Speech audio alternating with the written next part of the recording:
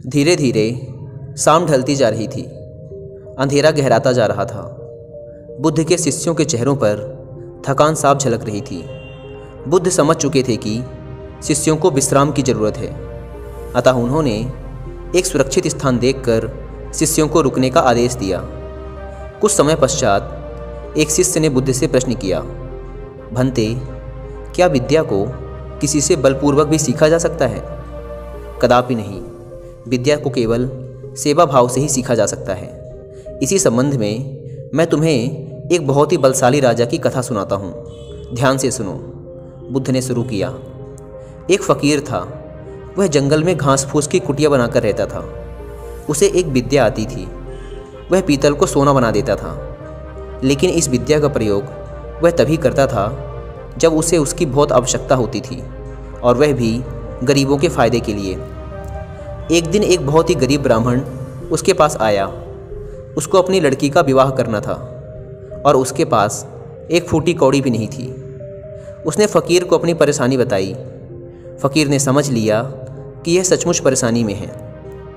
उसने पीतल के एक बर्तन को सोने का बनाकर उसे दे दिया और कहा कि इस बर्तन को बेचकर उन रुपयों से अपनी बेटी का विवाह कर लेना।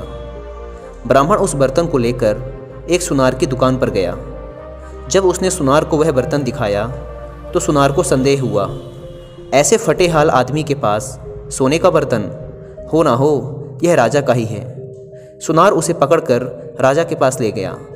राजा ने पूछा कि क्या बात है, तो उसने सब कुछ सच सच बता दिया। बात सुनकर राजा के मन में लालच आ गया। उसने सोचा, फ़कीर को बुलाकर यह विद्या अवश्य सीखनी चाहिए। यह सोचकर उसने ब्राह्मण को तो छोड़ दिया, साथ ही अपने एक सिपाही से कहा कि जाओ और उस फ़कीर को पकड़ कर ले आओ। सिपाही गया और थोड़ी देर में ही फ़कीर को लेकर वापस आ गया। राजा ने कहा, फ़कीर, तुम पीतल को सोना बनाना जानते हो? फ़कीर बोला, जी हाँ। राजा ने कहा, यह विद्या हमें सिखा दो। फ़कीर निडरता से बोला, नहीं, मैं ऐसा नहीं कर सकता। जानते हो मैं कौन हूँ? राजा ने कड़क कर कहा। फ़कीर बोला, जानता हूँ, खूब अच्छी तरह से जानता हूँ। राजा को बहुत गुस्सा आया। उसने कहा, मैं तुम्हें 15 दिन का समय देता हूँ। अगर इस बीच तुमने मुझे विद्या सिखा दी तो ठीक है, नहीं तो फांसी पर लटकवा दूंगा। उसने फ़कीर को भिजवा दिया। वह रोज़ शाम को उसके पास एक सिपाही भेजता कि वह तैयार है या नहीं, लेकिन फ़कीर का एक ही उत्तर होता, नहीं। ऐसी विद्या को राजा छोड़ना नहीं चाहता था। उसने देख लिया कि फ़कीर को डराने धमकाने का कोई नतीजा नहीं निकलेगा, तो उसने दूसरा उपाय सोचा। जब 7 दिन बाकी रह गए तो उसने अपना भेष बदला और फ़कीर के पास जाकर उसकी सेवा करने लगा।